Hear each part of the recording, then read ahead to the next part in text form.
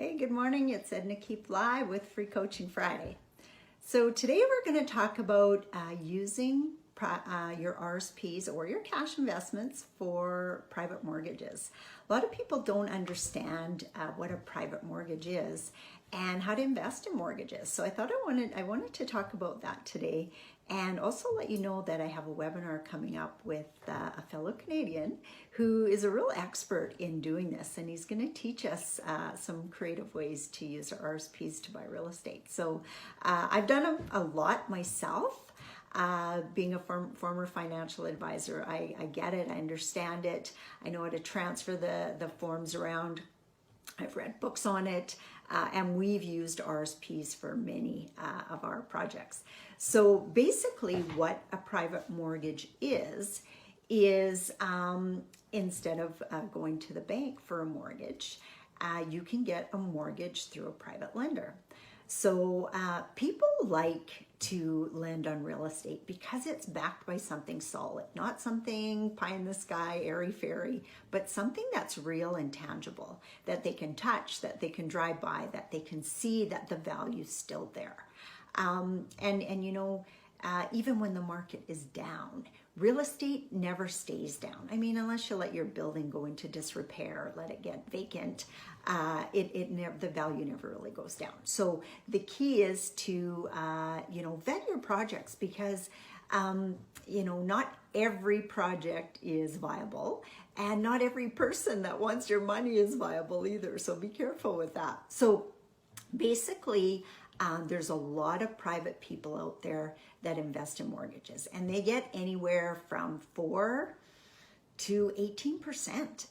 So of course, generally what we find is you have to know what you're getting into. So I'll explain a couple that we've offered so you can kind of get an idea. So we've used RSP second mortgages on houses. What we've done is put our own, we put our own cash in initially, and then once it's financed and mortgaged by the original lender, the bank, then we go to a private investor and pull out our cash and put in a second mortgage. So Olympia Trust will allow you to put up to 100% value of your property as a second mortgage. Just make sure that your property can pay for it.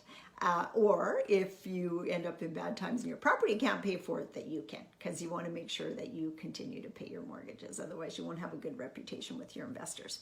So that's one way we've done it. Another way we've done it is we actually bought some land just outside of Calgary, and we used RSP and cash money as a second mortgage to make the actual purchase. So what we do is we send out an executive summary saying we're looking for an investment, we'll pay a 12% return. That's this particular case. We'll pay a 12% return. You'll get a 3% minimum per year. And then at the end of the project, which will be 24 to 36 months, you'll get your principal paid back and the balance of your interest. So that's how a private mortgage works. We have a lawyer do all the paperwork, so it's all legally documented, basically meaning that we can't sell that property without that mortgage being paid. Does that make sense?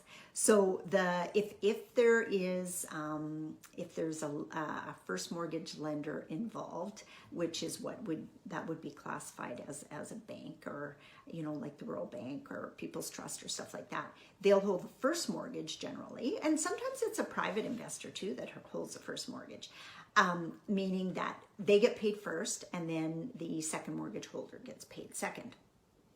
So it's lucrative both for the investor and for us. So in the developer case, we've got the opportunity now, because we bought service land that's close to a hospital.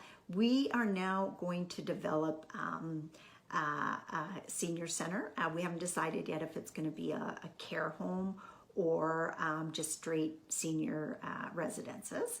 And we're also going to build maybe a couple 8-plexes for, there's a high student population in this town for the Bible college that's there. So we're going to build that because there is a shortage in that town. We know that. We've got 3 little houses there and we get pretty good rents on them. And there's no place for these people to go either. So we've been able to give some good rent increases lately. So those are some of our plans and what we're able to do. So good for us. We can develop that land. We now have went on and got financing in place for the build.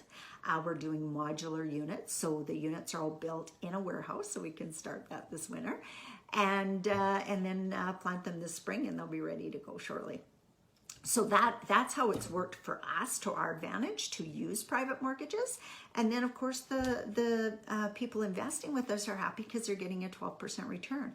And in most cases, people don't care what they get per year, the 3% minimum that Olympia makes you pay, because they're long-term investors. And whether if they get a 3% return, they really can't access it anyway. There's not much there. If they're retired, they can, if they want.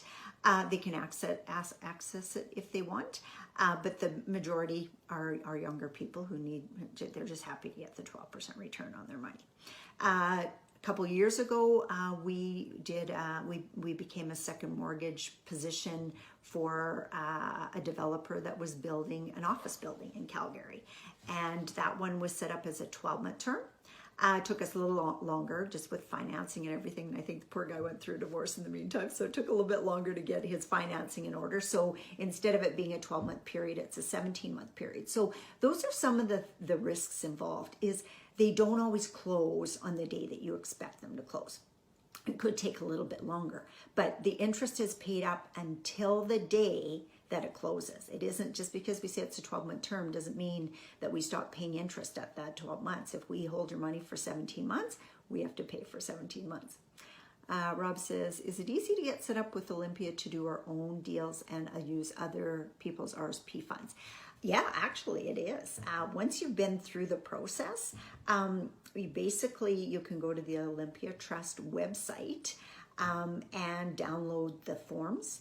And you need a transfer form, you need an application form, and you need an LOA, which gives you access to that, to be able to view that person's funds once it's set up. So if it's yourself, you can view your own. You always get a online password at Olympia Trust so you can view your own. But if you're doing it for another client, either they'll have to access it and print you off a statement, let you know, or if you get an LOA, you can, which is a letter of authorization, you can access it too. So it's actually very easy to do. You just need to understand it because it's not an easy process. You need to work with a lawyer to get it done, to get the second mortgage documents done, and register it on title. Can you explain the concept of a second mortgage? I'm a little fuzzy on that. Okay, so a second mortgage it's just a mortgage, but it's in second position. So say for example, if we get a loan from a bank, they always want first position loans.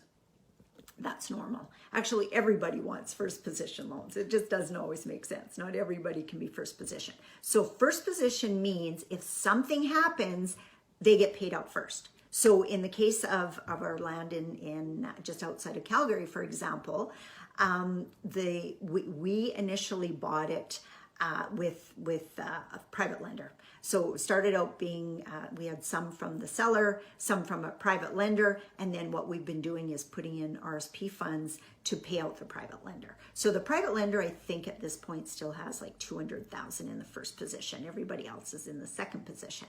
So if anything happens, he gets paid out first, then the second position gets paid out second. Does that make sense? So second mortgage basically just means you're in second position, you get paid out second. But people do it all the time where you're in first position. So say, for example, you want to do a fix and flip property. So you go in, you do your calculations, you write up your executive summary saying, based on my projections, we can buy this property for this much. I can put this much in for renovations, and then we can sell it for this much. So based on that, Mr. Investor, I can give you this much return on your money. And that they can then, the property can then be bought with their money, whether it's RSP money or cash, and they are registered in first mortgage position. Does that make sense? So that's the difference between first mortgage, second mortgage. Some you can go as high as fourth position mortgages.